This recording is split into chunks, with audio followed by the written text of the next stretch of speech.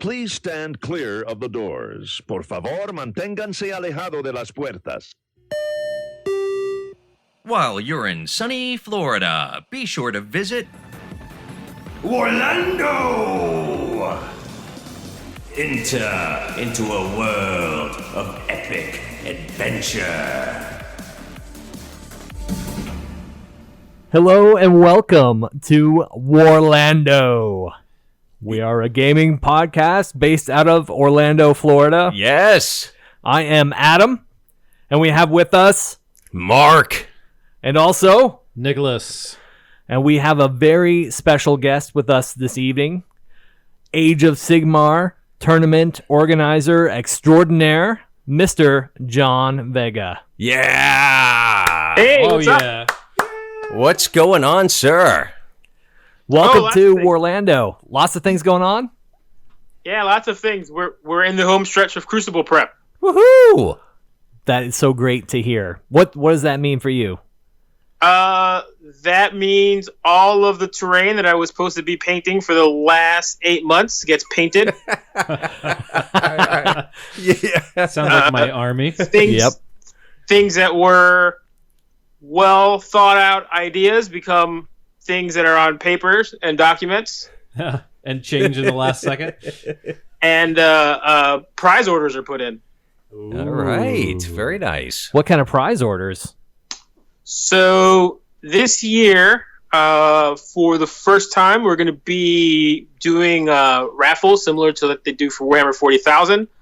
Basically, you get a raffle ticket for each game that you play, and then you get an extra ticket if you are not the victor of the game. And then throughout the event, I will be we'll be doing random raffles, and we have a little over $1,000 worth of stuff to give away. Damn. Wow, that's incredible. Yeah, everything Yeah. from paint and hobby supplies to models and cases and that type of stuff. All right. Wow, yeah, that's fantastic. Did you get sponsors for that, or did you have to track it down yourself? A little of both. Okay. Does that fall under you as the tournament organizer to put that together? Or is it just So, like, yo, Craig, A lot of it is give me. I some mean, cool I've had shit. some help. Tim is kind of the grand poobah of GW stuff that happens at Crucible, Awesome. and he's been a lot of help. And I have a collection that's bordering on a hoard. So I dipped into that a little bit too to get some stuff that's a little bit special. Hey, nice. Man, donating your own stuff. Wow. That's really cool of you. So there's a lot of different games happening, particularly on Friday. It seems like there's a lot happening. Yeah, for Age of Sigmar this Friday we have on Friday we have 2 events. We will be doing the meeting engagement tournament, and we will be doing the narrative battle this year. I'm excited.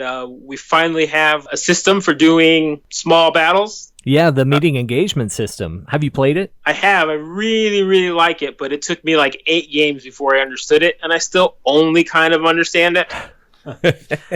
Yeah, it's really interesting the way they set it up. That you have a spearhead, Right. Right, and then Main you're- body and then your main body. and rear guard, right? Yeah. Tell us how that plays out. What do you understand from the game so far?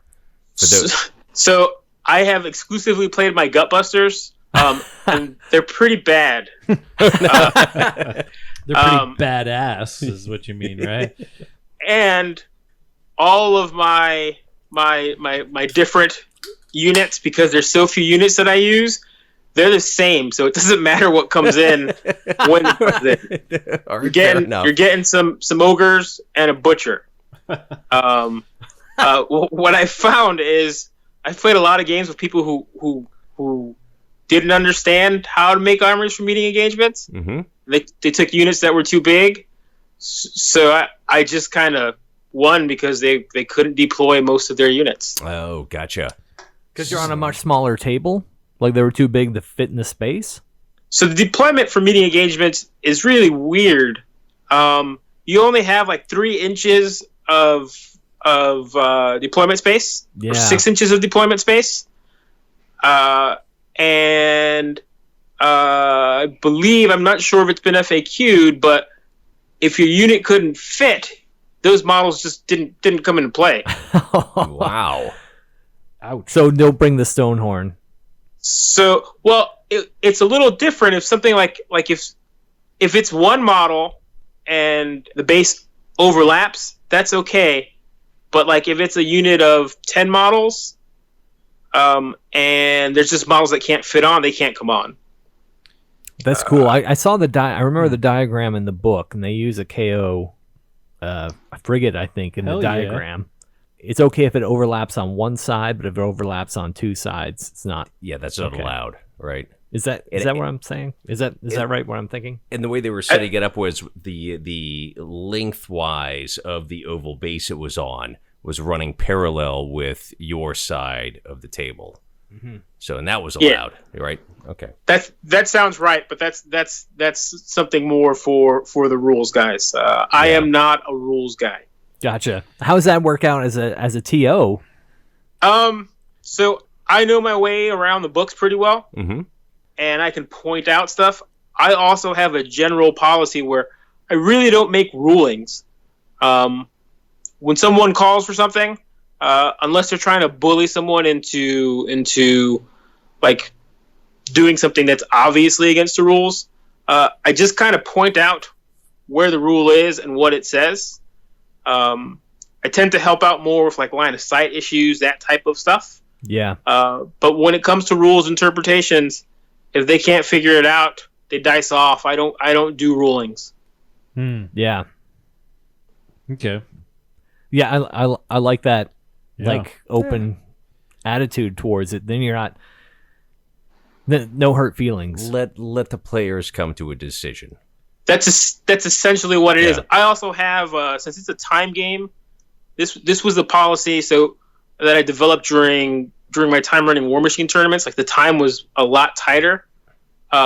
So whenever people would call me for rules questions, the first time I would go pretty quickly, and then as you ask more, I walk slower and slower to waste more of your time. Good strategy. Yes, so that you would just get you would be more selective about what you're calling a judge over the table. Right. Yeah. To where finally it was like, no, we got this. Never mind. Yeah, hey, you know what? You can have it. Well, I know you helped me out last year because I kept losing my dice. Like I would move on to the next table and I would forget my dice behind me. So I had to keep asking you to like, hey, have you seen a box of dice around anywhere? And you kept like, here you go. Here's your dice. He was like your dice angel. He was just, he really was. That's awesome. Because I've lost so many. Yeah, man. I'm good at keeping track of people's stuff. That's a good trait. It really is. It's kind of, you make a great babysitter too. Like here's your binky. Then you dropped again. That's probably what like being a TO is. It's kind of a babysitter. That's kind of what had me going into running stores so well. It's babysitting. Yeah. Because I know it, when I don't get my way, I get cranky. And then I just need a good spanking, or put in timeout, or you get your bottle. If you're hungry, just give me my bottle, or some cookies and milk, and you lay down on the mat for a nap. Yeah, that's usually my route. My route is usually sugary snacks. There we go. I like that. Milk and cookies. Good strategy. Just put me to bed after the spanking, right? Yeah, well, I don't know where this is going, but it's going somewhere. Did we change? Are we talking about Hedonites of Slanesh now? It's WARlando after dark. Open hand, or like, do you use an implement? Get the riding crop. Ooh. So this actually sounds a lot like Warcry, the meeting engagements. From just reading the Warcry rules initially, you break your warband up into 3 different like divisions, right? And then whatever your scenario is, it kind of tells you where those certain parts of your warband deploy, right? And it's a lot about the 3 inches or 6 inches from here and stuff like that. But what from I understand from the engagement rules, it's not just the spatial requirements of where you engage, but it's also when does that particular body come onto the board. Right, during what turn? Spatial like area, or the spatial like it's special but you're from South Carolina. Special. Special? No. Okay. No. So the spearhead gets set up first, right? I don't Right. know more than what I John just told John you. knows. Yeah, Because John- I'm just John. barely reading Yeah. the Warcry. I'm rules, so I don't walking know. really slow towards this. and that's fine because we're trying to figure it out ourselves too. So Yeah. Yeah. I believe for meeting engagements, most of the time the spearhead comes in first, but it'll tell you based on the scenario that you're playing when each piece comes in. okay, all right. So fair enough. So follow the scenario rules. Yeah, just Basically, follow that's the rules. that's a good Yeah. guideline right there. So whatever the scenario says, follow the rules. Yeah, just follow the rules, Mark. Yeah. Okay. All right. Yeah. So when are you doing the meeting engagement? This is going to be on the Friday, that tournament. It is. It is Friday. I think I'm kind of prepared. Let me see if I have information here. I have the ticket thing in front of me, but I've Yeah. already been told some of these times are wrong. Not your Age of Sigmar times, but some of the D&D times might not be exactly accurate. The Age of Sigmar meeting engagement is nominally starting at 6 on Friday, 6 p.m. cool. Yeah, All and it's right. going to be 4 hours. That's what I allotted for it. Okay. Yeah. It depends. Depends on how beat faced the lists are. Meeting engagements can be pretty quick. Yeah. Oh, okay. I mean, if I showed Nice. up, it'd be pretty quick. Yeah, I am playing mostly 45-minute games with my ogres. Oh, okay. Yeah, that sounds really Pretty good. Yeah. All right. Yeah, I mean that's more because of their ogres, but What if it turns out that all anybody brings is Gotrek? Just like 20 tables of just Gotrek. that actually would be kind of fun to see. Gotrek versus Gotrek. Gotrek on Gotrek in action. I'd do it like Gotrek in action. I'm super excited to see something that is just kind of fun and good. Yeah. Yeah. I hope that Okay. I hope we get more stuff like that. I hope we get like a bananas orc character that wants to go around punching things too. Yeah, I Love know it. what you mean. I've been working on an Iron Jaws army for a while now, and since I saw the list of events at Crucible, I'm looking at these mega bosses I have that I haven't touched yet. I'm like, oh man, I need to get on that before Crucible and paint this mega boss. Because you don't know. I mean, that book's going to come out a week before Crucible. Is it really coming out a week before Crucible? The Iron Jaws, or It the, is. the They mixed both destruction. Both one. release the Saturday before, and conveniently that's the cutoff. Wow. That's the that's the So cutoff for Crucible. The so you Saturday could That do is the before. that. cutoff. You could do this. John said it. You got Yeah, it. you got to now. Just crack that book. John and- wants you to do it. I do. He's Like pressuring you. one of the things that I debated on whether or not I wanted to set something earlier, but I want people to use the new toys, Yeah. new rules when they can. I don't want them to have to wait a whole year. Yeah. That's a great point. Yeah, that's so true. Yeah. Get the new excitement going. And this Crucible, this is our game. WARlando, Yeah. like just Orlando. This is the event. Yeah. This is the big one. Yeah, we're super. I mean, there's not a lot of events of this caliber in the country, and we're super fortunate to have one local. Yeah. Absolutely. Yeah. So- I love it. A little bit less knob tweaking Yeah. in the next 2 weeks. A little less. Finish that a little Iron more Jaws orc army. baiting. Yeah. I'll neglect my knob for a few weeks. And get that mega boss just right. So that's 6 p.m. on Friday. So if you're leaving work on Friday, get there by 6 p.m. so you can do the meeting engagement. Meeting engagement. Now, what about the narrative? Now, is that the Path to Glory one that I saw? I was reading that a while back, No. so things may have changed. Path to Glory was from last year. Oh, okay, I think, gotcha. I think it's just we have like information for Crucible on 3 sites, on 3 different locations, and I think everything's been updated so that it's all cohesive now. Cool. You are listening to WARlando.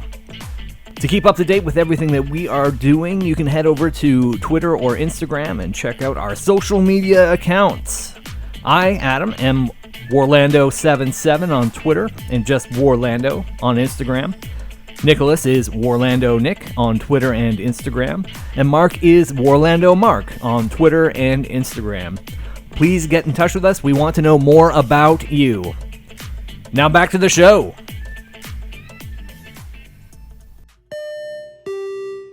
This year's narrative is going to be a game mastered attacker defender scenario in 2 parts. Okay. The first part is going to be a doubles event. Doubles. And then based off of the results of that, we're going to converge into a mega battle. Nice. And that's Friday at noon? That is. Oh. Yeah. I wasn't actually planning to be there Friday, personally. What? You But weren't going now to be you all 3 are. days? I wasn't planning to, but It's happening. now that we're talking about doubles, I think we might need to reprise our doubles. So I'm looking at the website. It says AOS Narrative Havoc at the Eternal Edifice. What's the Eternal Edifice? So the Eternal Edifice is a landmark for a city in the realm of death. So that's Cool. different than orifice. Significantly. Oh, great. Thanks, Tio. I'm going to have... Although, He's writing this down. Note to I self. think an orifice can be an edifice.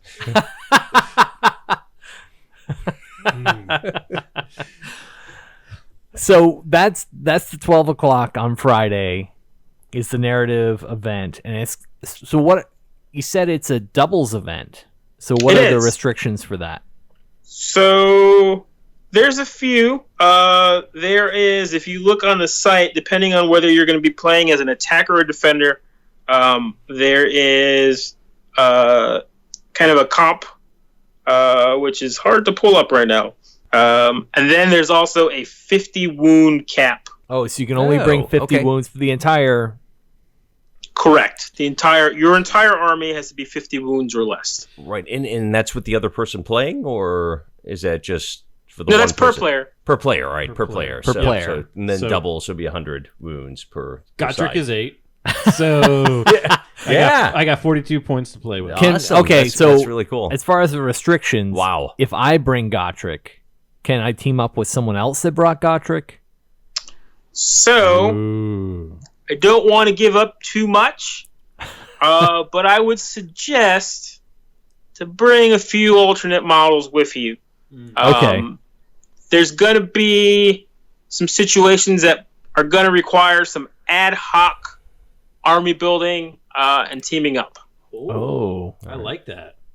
So I should bring like a big part of my, like if I'm say I'm going to do an order faction, that I should bring a range of things because I'm going to find out there what I'm actually going to need. So, I mean, this won't be giving away too much. So, essentially, there are 6 players per team, and you will be able to see what the battle plans are set for each table, and you will be deciding what you want to send. What each team will be deciding which players they want to send to handle each battle plan. Oh, okay. So it's not so much you're going to team up with your buddy. It's there's going to be 2 coalitions, and prior to the battle, each coalition will decide who has the best chance of winning each battle plan. So That's you kind of neat. like as a team, you're going to decide where you deploy who you think's going to match up the best. That's it. That sounds like a lot of fun. It really does. Yeah, we But gotta that's get there just based early. on battle plan because you don't even know No? who your opponent's Yeah. going to send to that spot. You have no idea. Does Yeah. everybody decide together, or Is it like so the way it's going to work decides, is each team's going to have a little planning period beforehand, and then they will decide who they're going to send where without any given knowledge. Now, if someone's a little duplicitous or can, set up a camera someplace and spy, that's up to you. Now, one of my command traits for my generals in KO is that I get to redeploy a ship after everybody is deployed. So can I, if I have my whole army in that one ship, can I move it to another table? No, once you're assigned to a table, that's your table. Oh, all right. Okay. Are you gonna have any restrictions as far as like order, chaos, death, destruction? So the attackers are destruction and chaos, and the defenders are order and death. Awesome. Yeah, that sounds like a lot of fun. Order and death. Yeah. It's good. I mean, so far, I think my narrative games have been one of the most talked about things that we've had. It seems like the players that have played them have really enjoyed them. That's great. Yeah, it sounds so much fun. Yeah. I remember playing one of the narrative events at Crucible a couple years ago. It was a lot of fun. It was like fighting somebody at the same table, and then depending on who won, then you would move to another table. You could only once you died twice, you were out. Mm-hmm. Yeah, but that was the first year. Okay, and it was awesome. Like I felt like it was like a party. It was like a game, but a party at the same time. That's fun. So the reason that I did that way, it's basically I wanted to see. So prior to the event, I wanted to see what everyone's breaking point was. How can I psychologically break them? Yeah. That's kind of what it is. I mean, I had at this point I'm familiar with a lot of the players, but then I wasn't. So I had this list of ridiculous rules, and I was just going to see what I could push and see how people responded. Right. Because not only like were you moving to another table when you were done your current game, you could battle adjacent tables.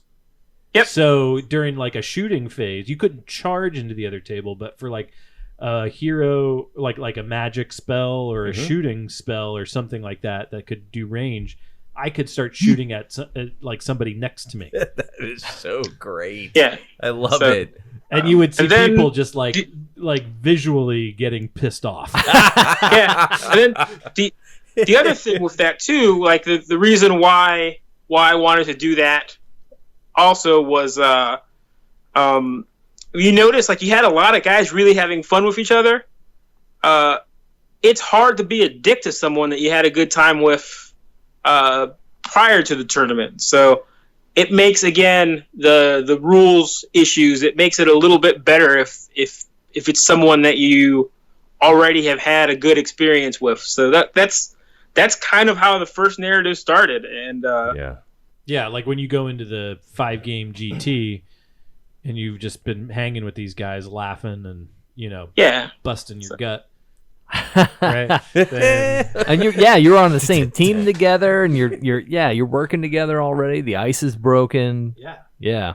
It's a great way to approach it. It really is. So there's also a couple other events on the Friday, right? There's things that are near and dear to my heart. One of them is Arena Clash of Heroes. Oh. Yes. So I'm excited to have that too. This is similar to, do you think, kind of like a draft for Magic? Yeah. I wanted to have something. This is also going to have kind of relaxed hobby requirements. This is something that I wanted people who got excited about seeing the game, who could go and pick up a model from one of the vendors there and just play.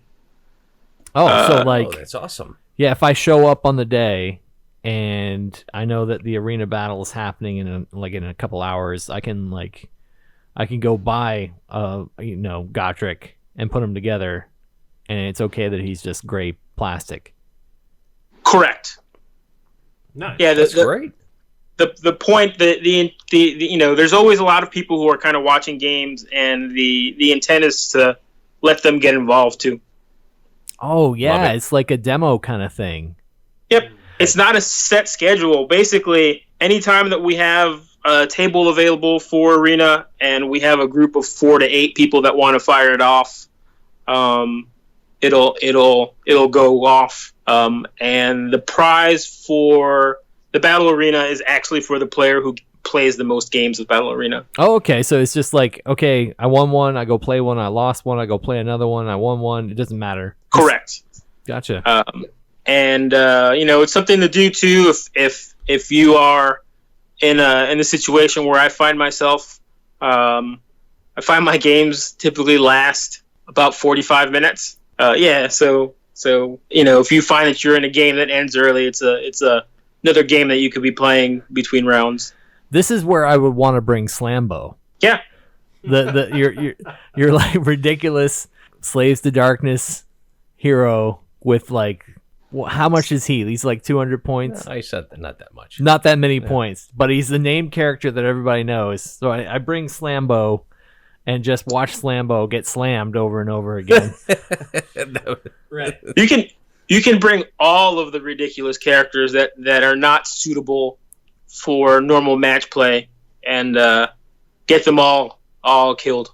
Yeah, that'd be great. And there's restrictions though, right? It has to be a hero that doesn't have the monster keyword. Correct. And then for the monster melee, it's a monster that doesn't have the hero keyword. Oh, that sounds fun. Yeah, so it's going to be the same thing. Is it happening at the same time? So again, both of these events, there's going to be a table set up for them, and the whole weekend, the whole event, whenever it's ready to fire off, it's ready to fire off. Awesome. We'll probably have some sort of like a wait list on there if that's necessary for people who want to sign up for it so that they know. But it's not a scheduled event. So is it like just like, so say I'm there with Nicholas and we are doing a hero battle, and then Mark shows up and he's got a hero. Can he just like throw his hero in the arena and the game just keeps going? You can. So I've play tested this quite a bit. This was actually an event that we did at the store last year, and you can do that without it affecting too much if you catch it kind of early in the game. Nice. So it's still round 1 or 2, someone could jump in. Yeah. That sounds great. I would love to see it just be a never-ending game. Like a new person walks up and the fight just keeps going. Yeah. Yeah, to see how long you can stay in there. Who are you? You're ugly. That sounds cool. That sounds like an fight. interesting concept. Do it. Yeah, just stay in there the longest. And again, this is the perfect event for Gotrek, who can just stay in there forever. Yeah. So I just built my Gotrek. yeah, it's so great. I can't wait to see it. Awesome. I know. All right, so I have a rules question because Marathi is one of my favorite characters. She has 2 forms.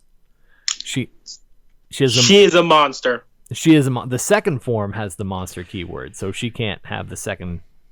She couldn't play in the hero arena battle. She could not. All right. She's a monster on a couple levels. Because there's a chance of her turning into her second form. Yeah. She's a monster with my heart. Yeah. She is. And she's a monster on the table. Sorry. Then there is the Age of Sigmar Grand Tournament. Battle cries, I hear. How many of these have you been a part of? Have I run? Yeah. All of them? Yeah, since I think Sigmar that's came out. 3 or 4. That's Yeah. awesome. 4, I believe. That's great. Yeah, so this next one, I saw, I don't have it in front of me, but the tournament restrictions, you're not going to accept anyone with gray plastic. Am I right? Correct. That is correct, yeah. I don't think it's too much of an ask for getting 3 colors and some sort of basing on your models. You're not asking a lot. Like someone needs to be getting their crap together now. I mean, in a week, really, if you wanted to. I did this at the store quite a bit to see what you could do. You know, you can spray your models a color, wash them, and then just get the metal. Throw a sword. You know, throw a metal thing on there, and then put some texture paint on the base. And that's a battle ready army. Awesome. Yeah. And it's amazing. It's amazing how simple, you know, even just spraying, washing, and putting some sort of texture paint or sand on a base, like it looks so much better. It makes a tremendous difference.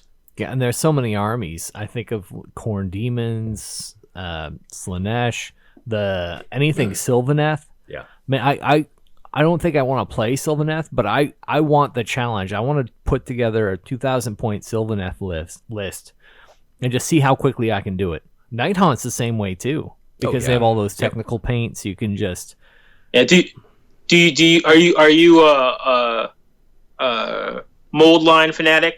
Can you do they all have to come off, or do you?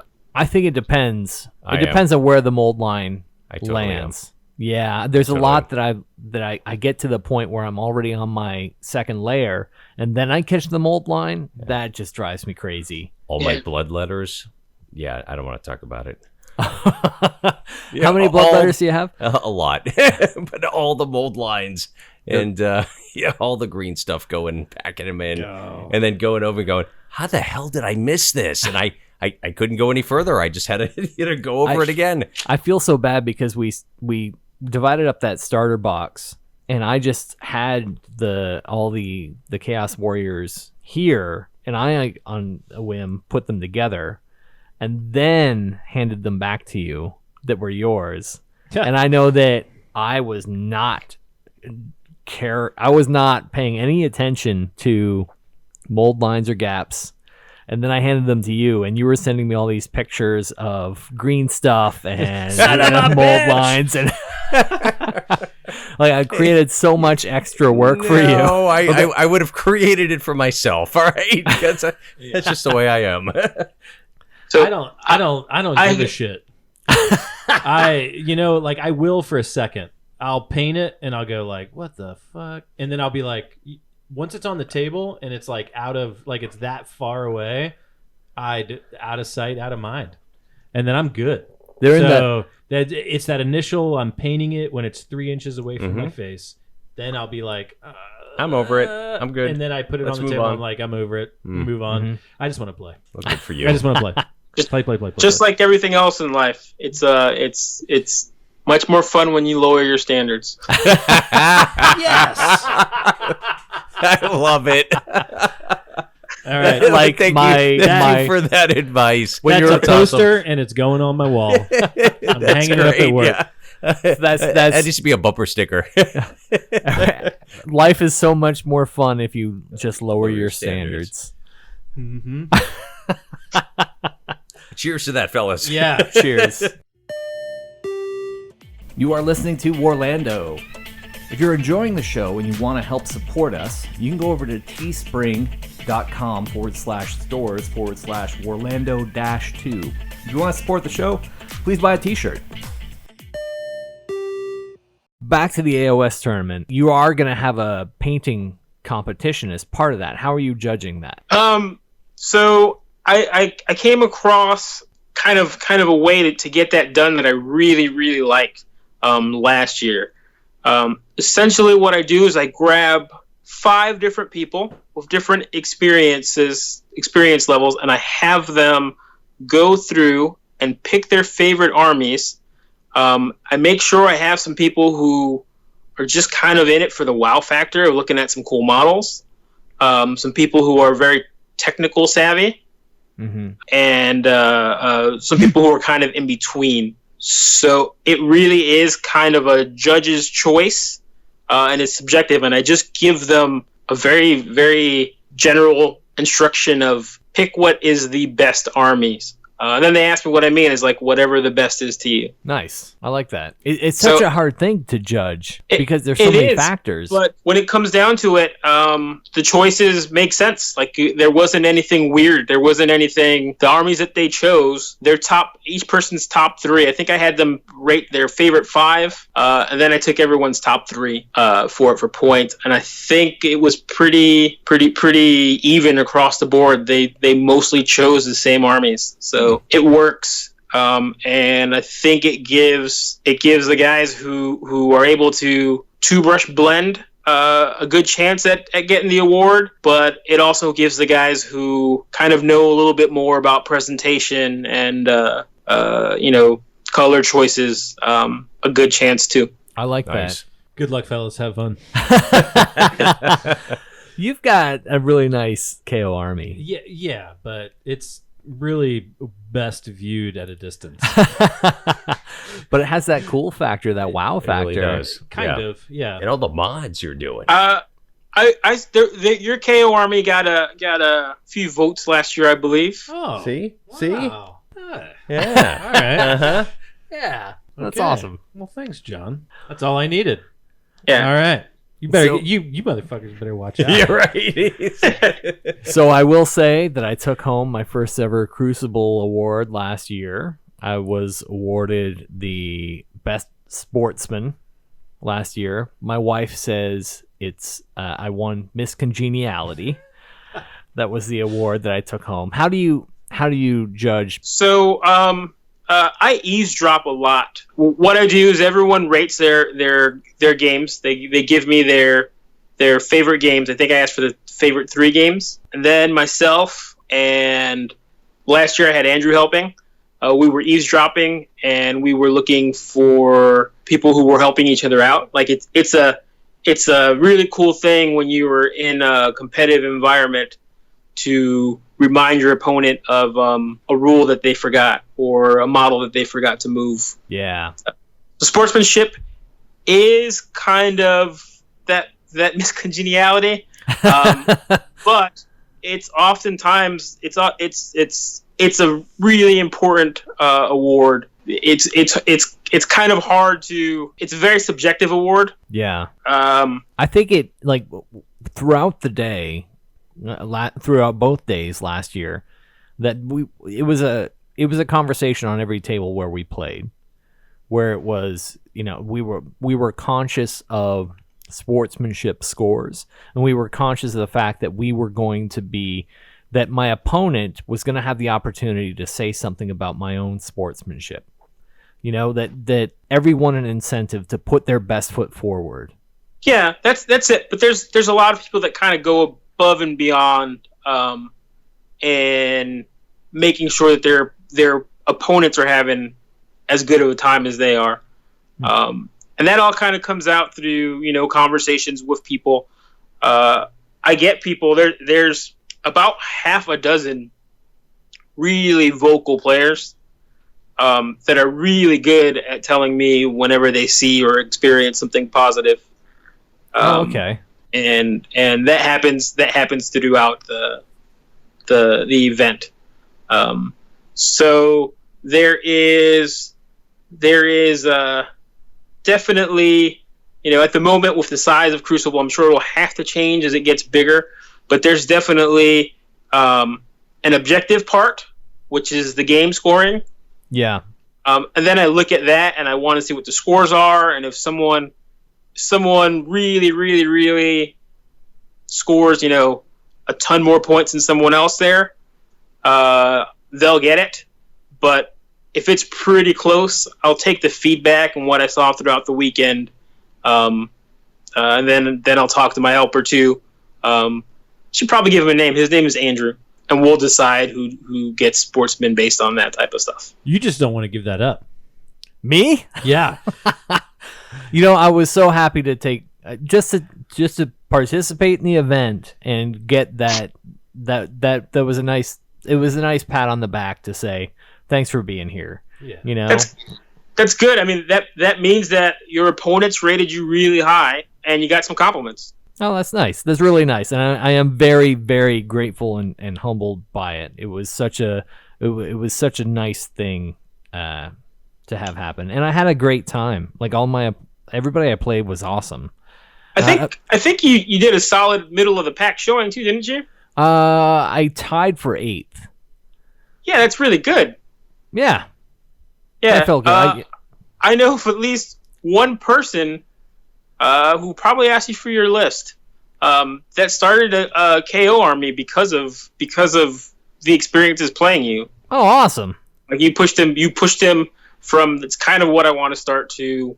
I think that's what he asked for either Father's Day or Christmas. Oh, that's awesome. That's great.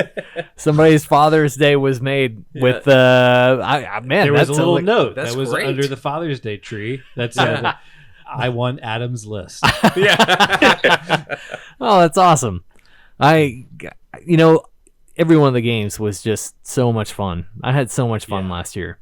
Yeah, it was a great time and great people and just the atmosphere at the whole event. I cannot wait. I can't believe we're just over 2 weeks away. I get these little like shakes, when I'm like getting ready to go. I'm just like, this is it. This is it. I get to go play, and then we're gonna just like play, and then just keep playing. And then when we're all tired, we just play again. When you're going to an event like that, are you going with the intention of winning?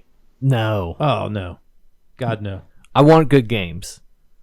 Fun games. I don't want to walk away from a game thinking, "Oh, that was a stupid thing I did." I want to be prepared for the games and know how my army plays and be prepared for the games, but I'm not like win or lose. I know I'm going to have a good time. Well, I want to win. Yes. Like I'm a competitive person by nature, so I play to win, but just getting out there and playing is enough for me. I'll feel fulfilled by being out there and playing, and I hope I play good games. I don't want to be the one making all the mistakes. I wish I forced my opponent to make some mistakes, but if I come away from the game feeling like, hey, if I had just done that one thing, that might have been a W, for that game. And to me, that's fun because I know that, next time I play that a little better, it's going to be a W. Yeah. Cool. It's always a surprise to me when I win a game. You've been a part of this for a long. Are you going to get a chance to play anything? So this year I'm going to be taking an army with me. Nice. I think depending on if we have an odd showing, I'm going to be playing in the meeting engagements. Yeah. Awesome. Basically, Andrew and I want to participate in something, and the Friday events can be handled by one referee. So he's going to do, I think, the narrative, and I'm going to do the meeting engagements. That's great. Sweet. Yeah, that sounds fun. Yeah, so you get to partake. I'm gonna do my best to be opposite you on one of those tables. Just because I want a chance, because I've hung out with you, like I've seen you in all these different places at the stores and the games and everything, and I remember meeting you years and years ago, but we've never played.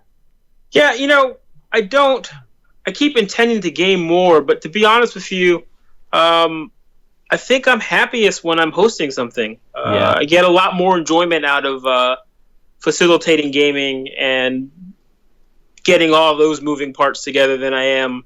I mean, I enjoy gaming, but I rather put my efforts into putting on a good event or hosting a good tournament or something of that sort than getting good at the game. That's awesome. And that's needed, We really need those people out there who absolutely love that and champion that cause, And I know all of us appreciate it. Oh, and I know there's a lot of others that appreciate it too. So thank you very much. Yeah. Plus, here's the other thing too. I'm a bad loser and a worse winner. A worse winner? Yeah. So what's bad losing versus worse winning? So 'Cause I think I've done both too. My favorite thing is talking trash. Like, that's really what I really like to do during the game, and I have reminded some of the people who I've beaten about the times that I beat them so much that I can type in, hey, you remember that time I beat Chris Cuevas at round 2 in the tournament in Jacksonville 3 years ago? Or I can do that and like five button presses on my phone.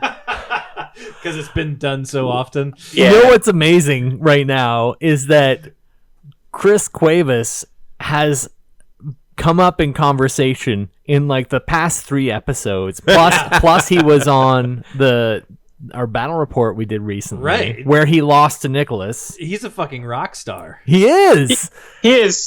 He's definitely, kind of one of those alpha gamers. He is. He does a lot to keep people engaged in the hobby. Yeah, he really does, and he was apparently one of the founders of Crucible. That's what we were talking about last week. Amazing. Yeah, he was back when Crucible was a War Machine event. Him and Craig were the 2 guys that were primarily behind it. Nice. And Craig last week said that when he beat Chris, he cheated to win. Yeah. He didn't know he was cheating, but he got a rule wrong and they rolled off.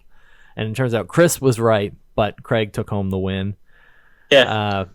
And so you were talking. What was the story of you beating Chris Cuevas? Between you and I, just us, yeah, no one else. just us. Yep. I legitimately beat Chris in the second round at that tournament in Jacksonville. But I had a lot of help from Chris. Really? Yeah. How so? There was a lot of reminding me about his rules and my rules. There was a lot of help. He was also playing at that time a terrible army, and I was playing a very strong Daughters of Cain list. Were you really? What year was this? What's that? When was this?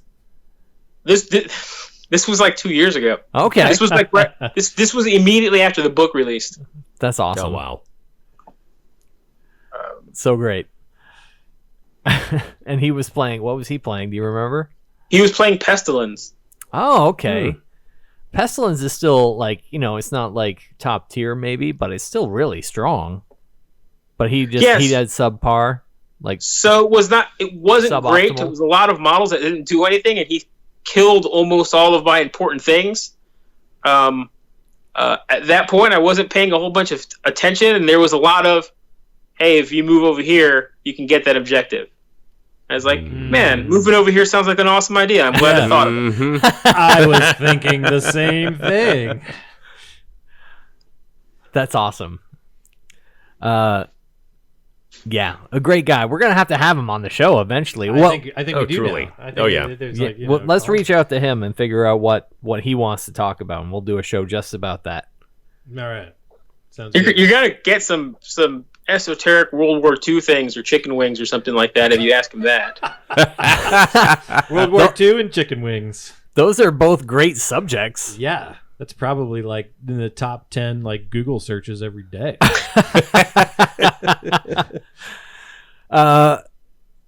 Top 10? I don't know. On his list. On his list. Yeah. Well, I'm gonna make sure to tag him in this when we post it. And we'll get his feedback. He's Spanking is still number 1 though. Spanking's the number 1 with riding crops. Yeah.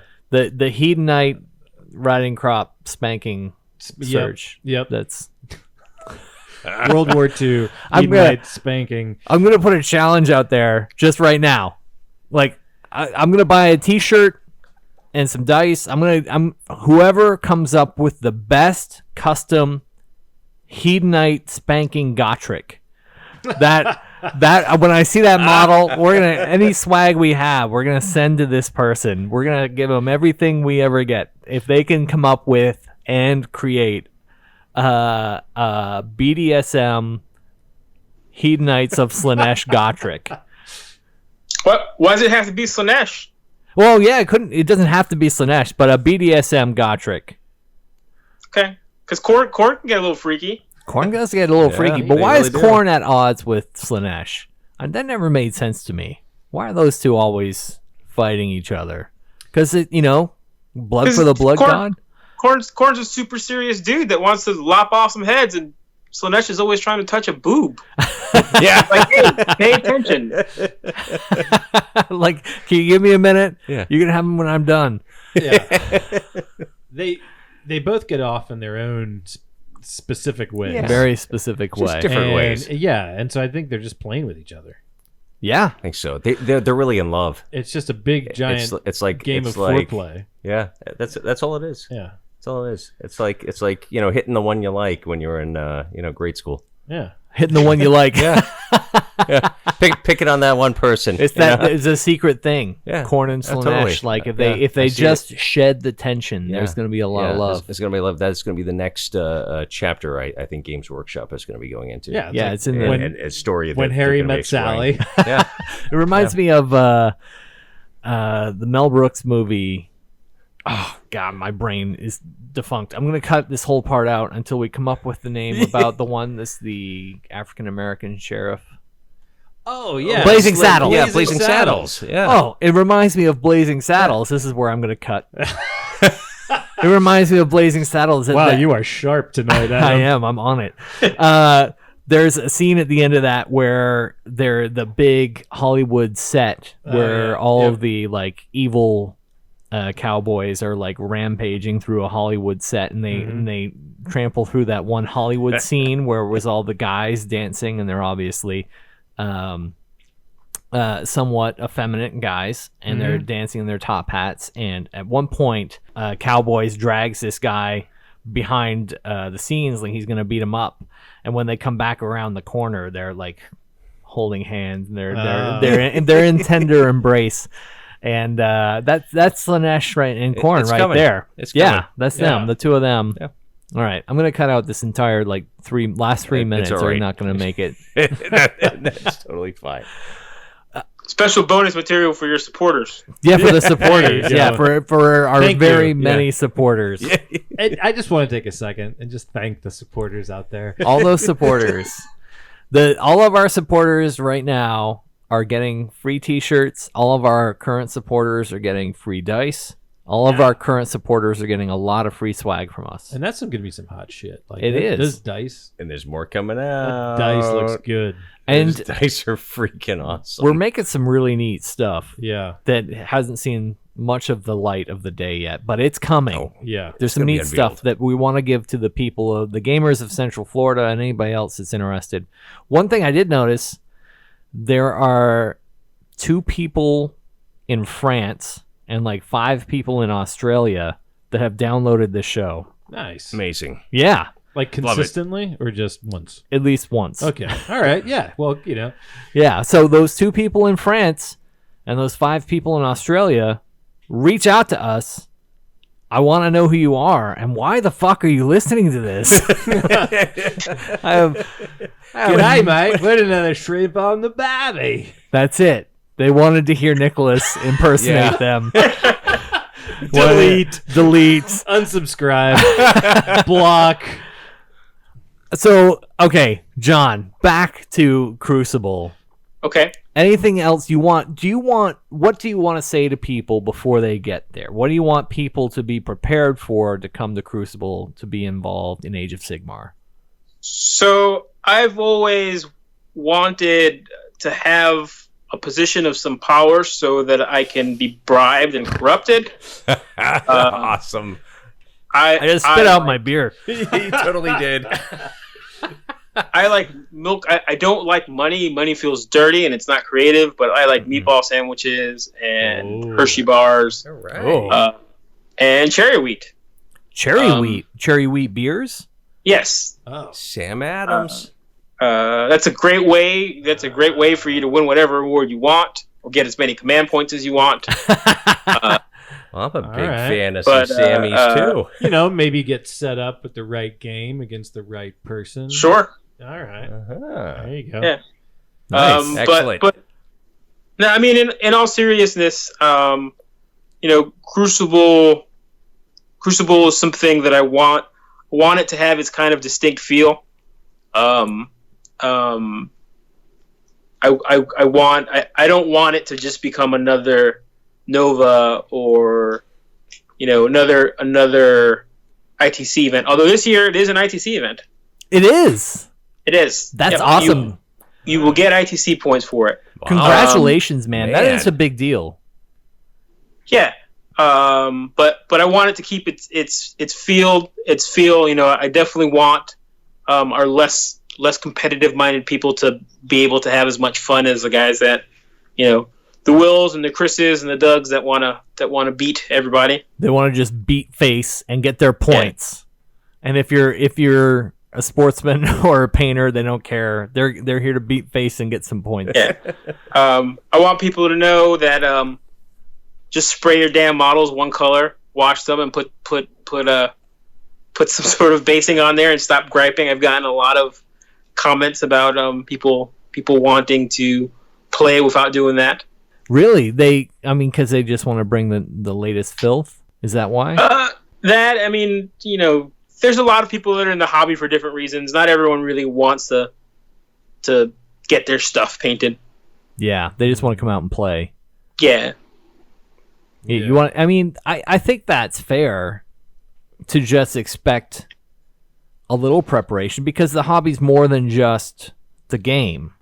Well, we have some people who have been talking to me and prepping their army since the last Crucible. Yeah. Right. So, you don't have to put in hundreds or thousands of hours to have an army that will present well. But it definitely sucks if you put that much time in and you're playing against a field of gray with guys that are missing arms. Yeah. Yeah. Just like empty bases. It's like the feet are glued on there. Yeah, they might as well be playing with checkers. Yeah. Just pogs. Not like you just watch out. I got a fucking slammer that will knock you back to Canada. I got I'm gonna put some pennies out on the table and I'm gonna tell you all their demonettes and that's good enough. Are you Canadian? I am Canadian. It doesn't always show in my voice. When I tell you I'm sorry, that's when you know I'm Canadian. That's Are you legit Canadian? I'm legit. Or did you come to the country at a really young age? Well, I was 13. So it's fairly young, but still I had my formative years. Most of the accent's gone. I've got mostly a Florida accent, whatever that means. Jacked off at least a couple times in Canada before you came down here, right? I don't want to tell you. I was I was not allowed in certain places when I was 12. That's why he had to leave Canada, actually. Yeah, they're like, it's so bad my family moved me. It's not like they shipped me. They're like, we have to go too. Yeah. You're like at a gas station, look at the magazines. You're like, Dad, what the hell? We need to go to the U.S. Their magazines are better. I don't know. And cheaper. The Canadian price was always like $2 more. Yeah, exactly. The upgrade, like a Playboy in Canada, is like $20. Yeah, right. I don't know what the actual cost is. I don't know. Let's talk about Crucible again. I just tried to offend somebody. And not Moose somehow. Monthly. I don't know. Yeah, we're looking for that offensive. We're looking for offensive points. Can we get an award that's the opposite of best sportsman? Right. Dirtiest podcast that's been on in the last week. How about That's sweet. Now I'm going to boast. This is an international event. We have Canadians. Yeah. All right. Yeah, international. So we provide an event that even Canadians can. Okay, even Canadians. I'm welcome. Even the lowly Canadian can participate. You are listening to WARlando. We have an account over at Ko-Fi. Ko-Fi is a place where you can support independent artists in what they create. Ko-Fi, the idea is to, if you would spend money to buy someone a coffee, you can go over to Ko-Fi and spend the same amount of money to help support our show. We're not as much coffee drinkers as we are beer drinkers, so let us know your favorite beer, send some money our way, and we will drink it on the show. Just search for WARlando over on ko-fi.com. Now back to the show. ITC, what does ITC stand for? Yes, it's letters. It is letters. I don't know what it stands for. I'll cut this in. International Tournament something. Championship qualifier. Conference? No, Well, that's a Q. That's Q. Now you're getting into unnecessary letters. How did you get the ITC acceptance? So, I avoided doing ITC stuff because I thought that it was a very strict set of rules, and I thought it was a process to do. It really isn't. I mean, basically, they have a packet that gives you some guidelines, but as long as you're running any event, and there's some standards for like judging the event and refereeing it, basically you just get in touch with them, and they give you different types based on like the attendance of it. Mm-hmm. I believe Crucible is a major event. Nice. It's pretty cool. I mean, going forth, I can't see any reason why not to do ITC stuff. And I'm hoping to get involved with running some local events that will probably be ITC as well. That's awesome. Excellent. I'm so glad to hear that. And if there's anything we can do to help promote your events in the future, that's the main reason that we started doing this, is because we want to see a unity in Central Florida. Yeah. We want everybody to know everybody. Like Cheers. Everybody knows your name. We're welcoming, and we like one big community. I can't play with you right now. Let me give you 10 names of people that can play with you tomorrow. You know what I mean? Like everybody can find a game and find someone to play with and find their type of game. And especially in this area where we have so many transplants and people coming down continuously and leaving where they were and being in an established gaming group or what have you, and just trying to find something out there. Yeah, we have such a service community here in Orlando. We have people coming from all over, and that's I think what we want to build. And to hear you saying that you have more of these kind of events coming, and that's cool and exciting. Yes, it's really exciting. Yeah. And we want to do what we can. We're fortunate in Orlando to have several venues that host events, and we actually have a really, really, really big gaming community here. We do, but it seems like it's so spread out, because Orlando is one of these towns that is just an urban sprawl. It is. There's also a lot of less competitive gamers that are intimidated to get into the gaming scene, and I kind of want to try to figure out a way to get some of them more involved. I think just conversation.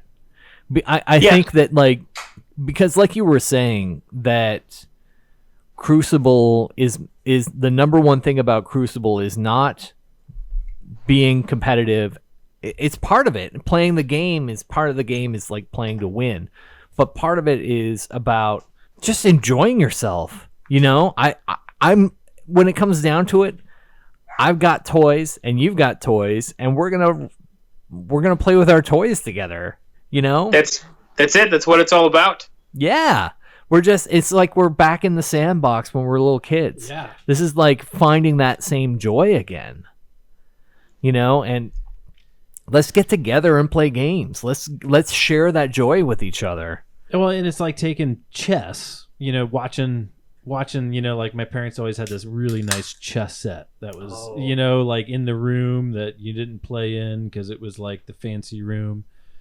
And it was like, that's where the nice furniture was.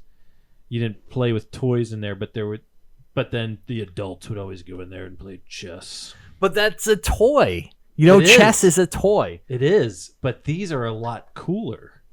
Yes, it is way cooler. And you painted it yourself. It's something you made, you created, and you're sharing with someone else. And it creates this reality that's a shared reality, which is Warhammer. Yeah. Also, with chess being so well balanced, yes. You only lose on skill. That's true.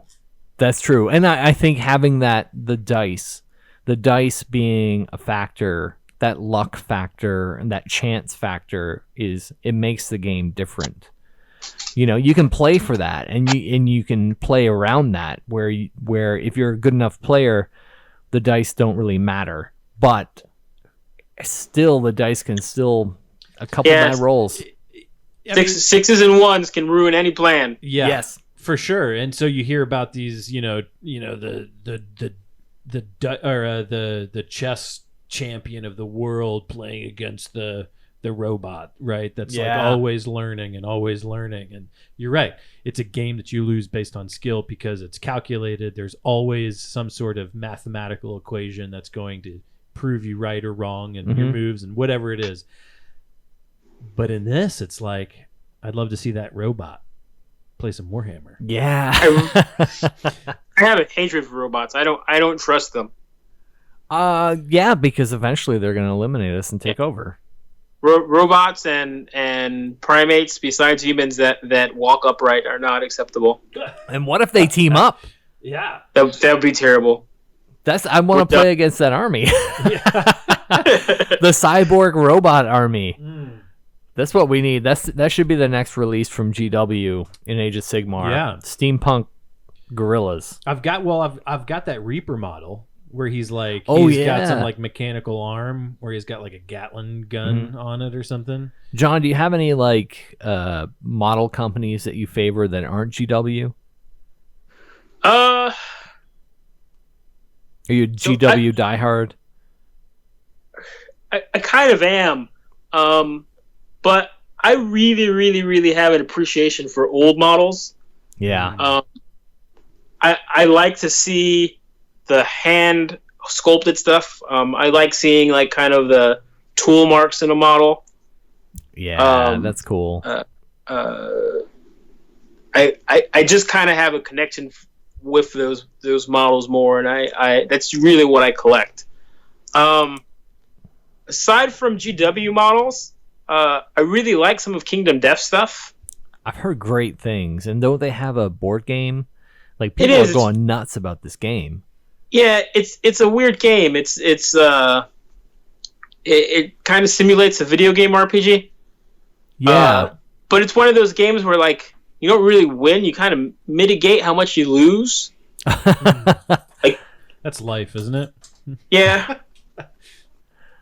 Do you like any of the old stuff? I'm a big fan of Ralpartha and Grenadier. Like so that's what I started with. Yeah.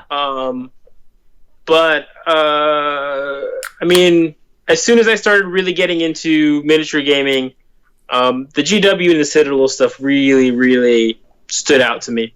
Did you ever play any of the role-playing games? The Warhammer role-playing games, or role-playing games in general? Role-playing games in general.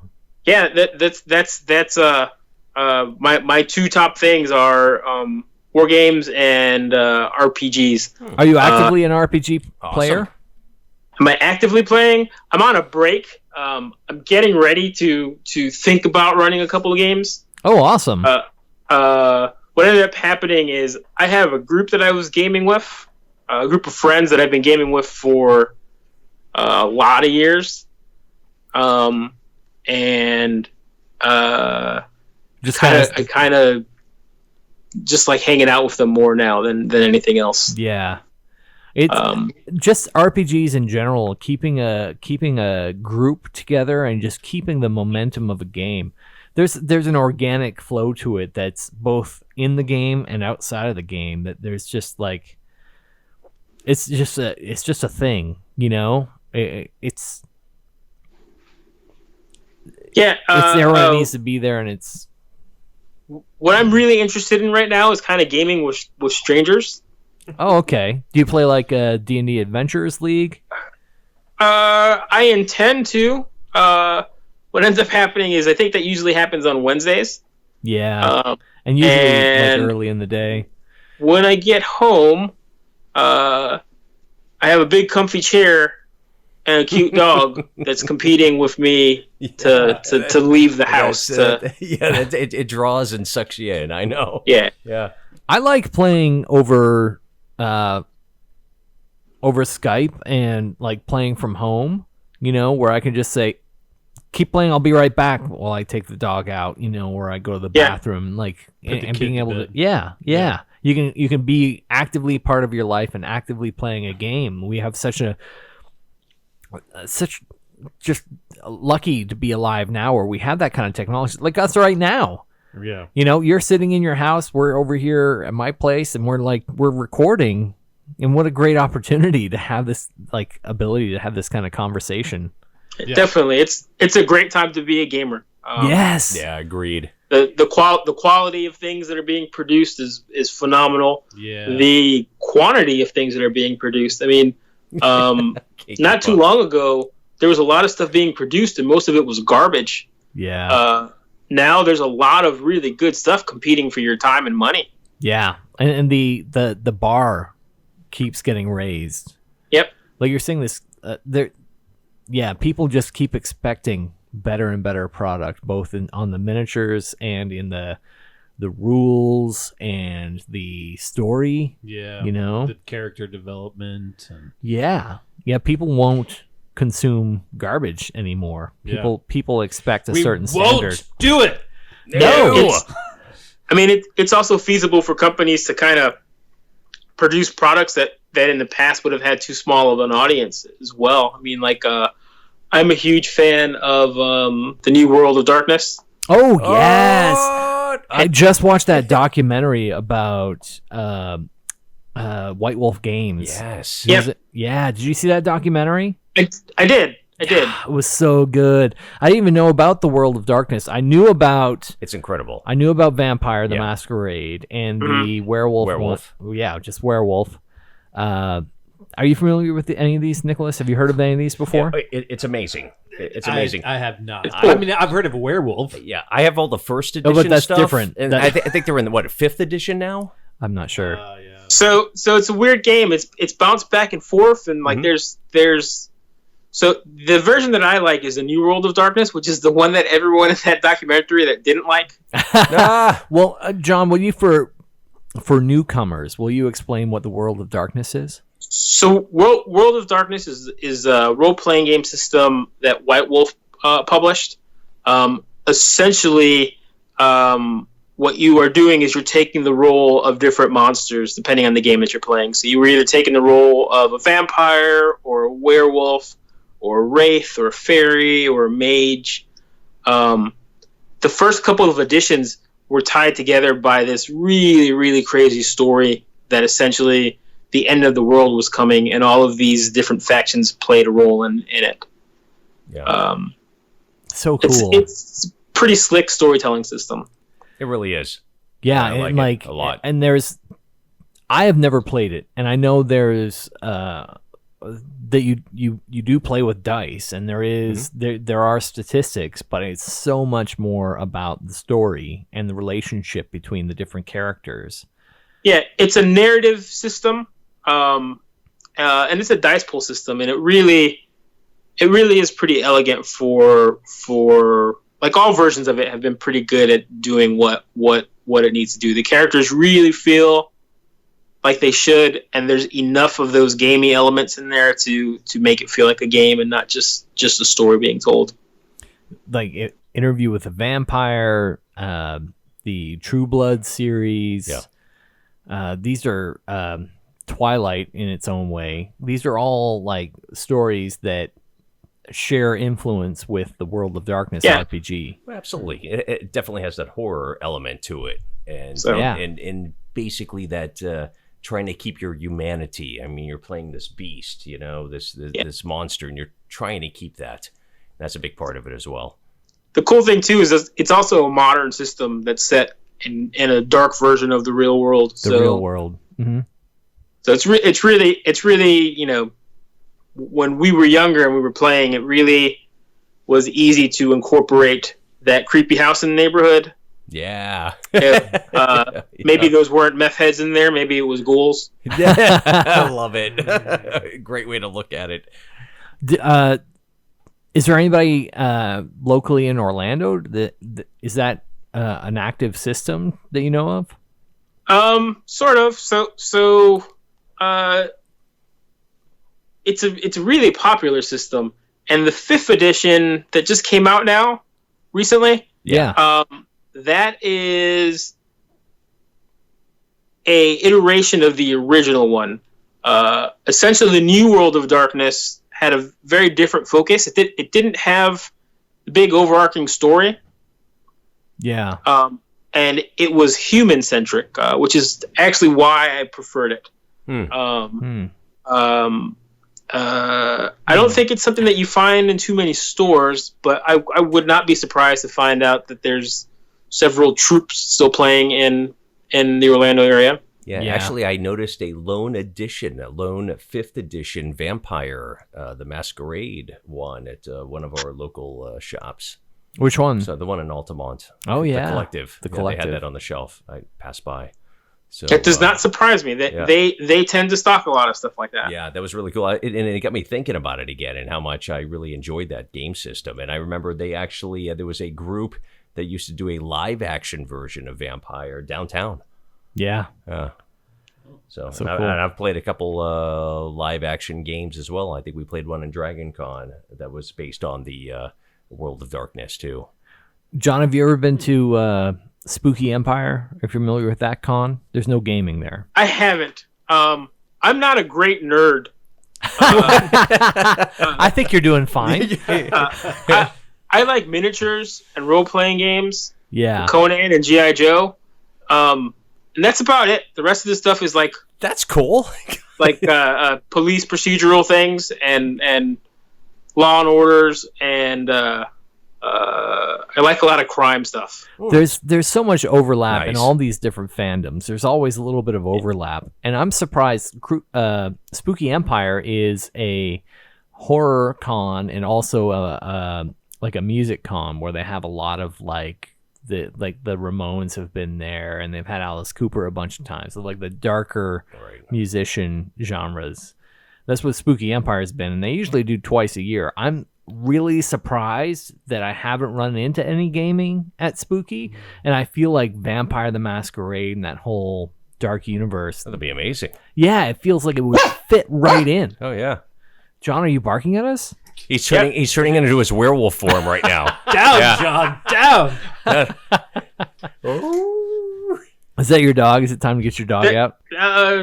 He's hollering at something. He's all right.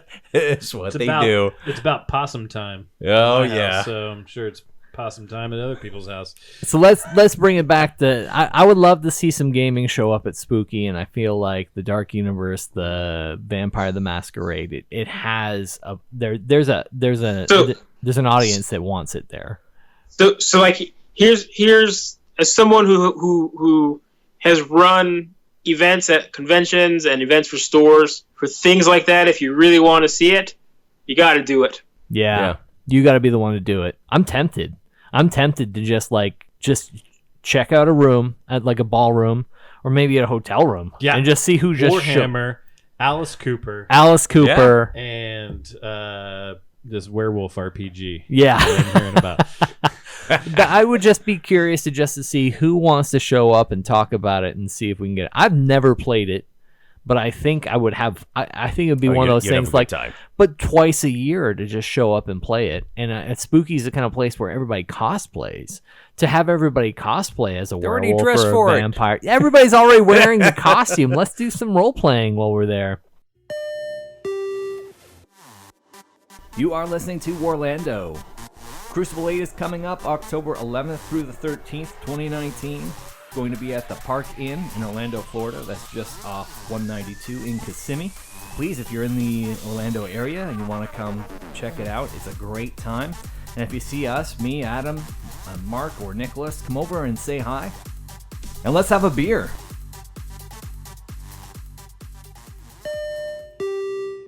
Let's get back to Crucible. There's role playing at Crucible. There is roleplay at Crucible. There's a lot of D&D happening. I'm so excited. Are you gonna play any RPGs after hours? I think one of my gaming buddies has convinced me to play some first edition Dungeons and Dragons. Whoa, yeah. Yeah, that sounds really cool to dive into some first edition and just see the evolution, So there's That doesn't matter to me. I don't learn rules. I just what do I roll? Yeah. Hey, Did I hit it? No? Okay. let's try it again. Yep. The Epic event. I've heard that the Epic event Saturday night, I've heard it starts at 8, but on the website it starts at 6:30. Do you know? The Epic event. The D&D Epic event, which is supposed to be... I don't know.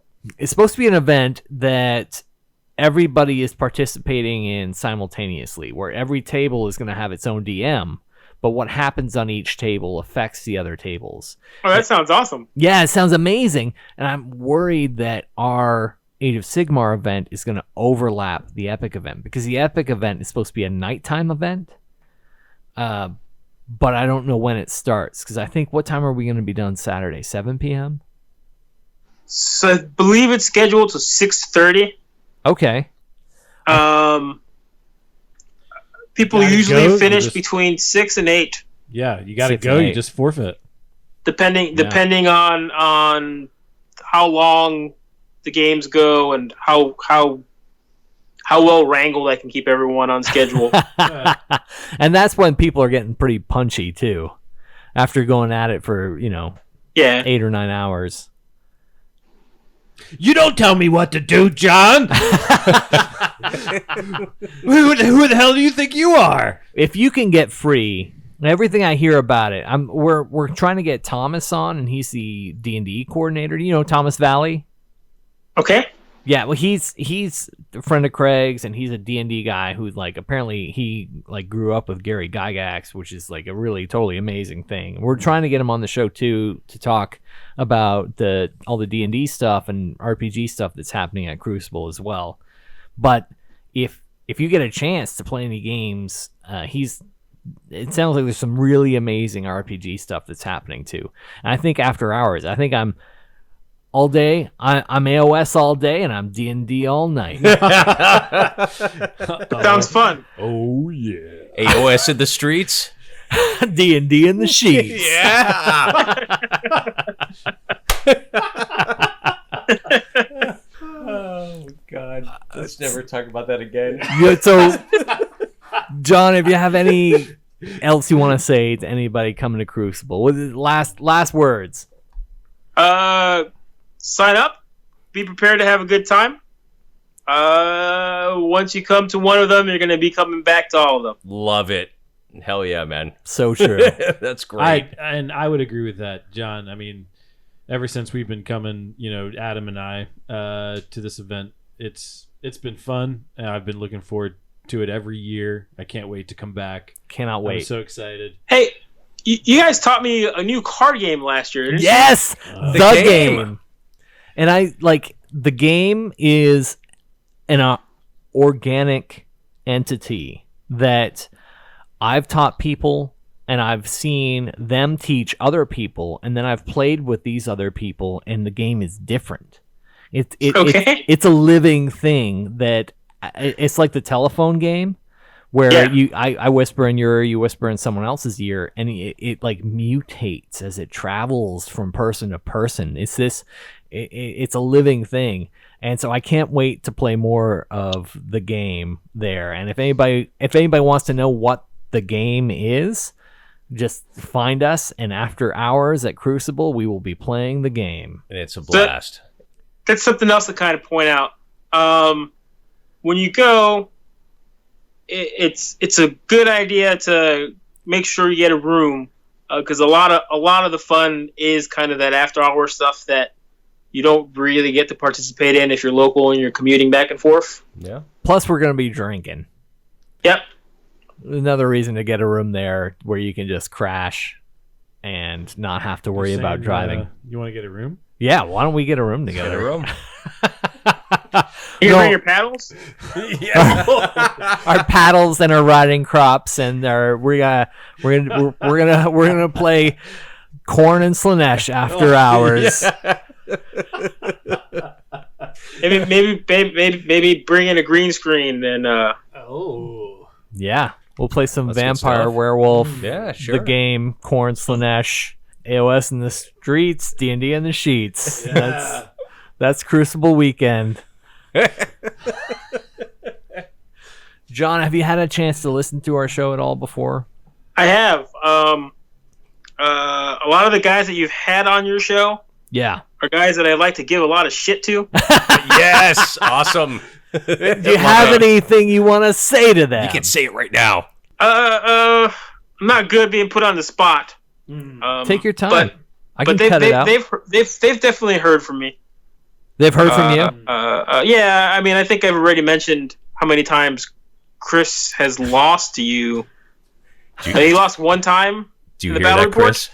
Do you hear that? To Nicholas, yeah. Oh yeah. Yeah. And you mentioned a time he lost to you, and then Craig Russell was on last week, and he mentioned a time that Chris lost to him. Yeah.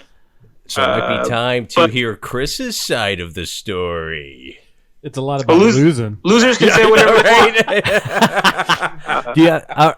And then are you in that Space Force chat group? I am. Yes. So generally, anytime something non-gaming related is put in there, that's me. Love it.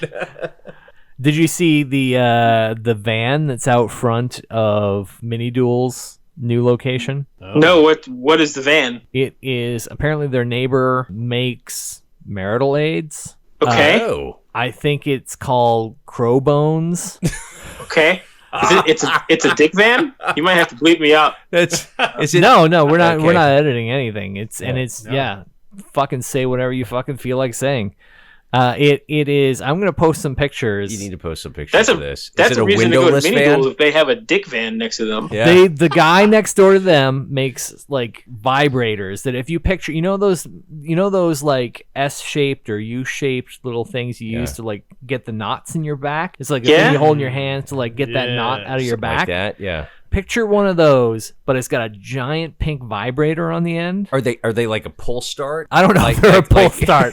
Pull start vibrator. This is why we have 1,500 people moving into Central Florida every week. This must be. I mean, we have theme parks and dick vans. Right? Theme parks and dick vans. What more do you need in life? I'm showing a picture of the guys. What the fuck is that? Oh my god. Yeah, it says Crowbones, orgasm power for women, and it's got this flower with like a twisted bone sticking out of it, and a girl dressed as a caveman. Orgasm power for women. And they're like marketing to people coming out of Mini Duels or something? Or I think they just happen to have their office next to Mini Duels. It's a windowless van. Oh yeah. Yeah, and they were. I was talking to the guys yesterday that they don't know how this guy can drive on the road, having this like cave woman holding like a giant twisted bone that's got a big pink 2-prong vibrator on the end of it. Adam, some people just don't give a fuck. Nope. This is apparently one of those given. But no, wait, no fucks given, Well, but plenty of fucks given. Yeah. I think generally the people who are offended by that are not customers. True, that makes sense. No, exactly. But it looks like the van it's on is like one of those like Meals on Wheels kind of like assisted living vans. It's like one of those old Artie Gringle with Tropic Traveler vans. It's like the ice cream truck It's like, in the neighborhood. Sell some dildos. I'm gonna have out to of go it check out this dick go tour van. the country. You need to see this dick van. Go see the Grand Canyon. John's like, I'm out, guys. I gotta see the dick van. Anyway, From Canada. So you don't. He just you lost 2 more of those Australians. yes, damn that's it. We're down to 3 Australians. Come back. I feel like we might have got more French people. I won't use my Australian accent again. I swear. Please get in touch with us and just let us know how badly. How much you hate us. This is going on way too long. All right, so you don't have any more shit talking for Space Force? It's kind of a natural thing. Losers lose what they're supposed to do. Yeah, losers lose. Yeah. Yeah. So it's not really their fault that when Do what you do. when they encounter a superior force that they lose. It's not their fault. They're just losers. Correct. Just a natural order of things. It is. Yeah. John, it's been amazing having you on. Thank you so Yeah, I much. appreciate you guys having me on. It was fun. It's so excited about Crucible! Woo! Cannot wait for ready to- Crucible. I'm ready to cancel the whole thing and go take a look at some dick vans.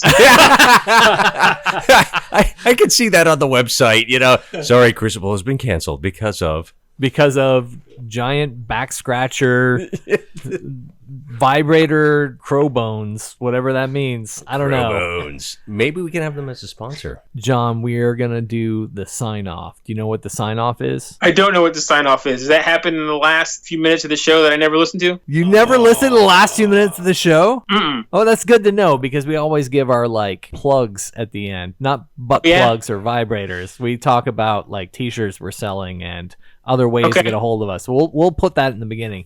What we end every episode with is the Orc Battle Cry. Battle Cry. What do they say when they go to war? At Crucible. Well, I believe orcs are proper gentlemen, so they say, "Hey, chap, would you like a nice war?" Yeah. Would you like a good smashing? Cheerio. Well, the Orcs say when they're ready to go to Crucible.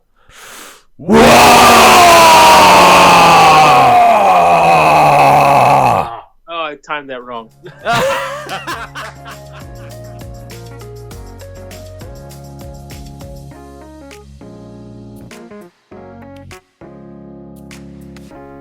AOS in the streets, D&D in the sheets.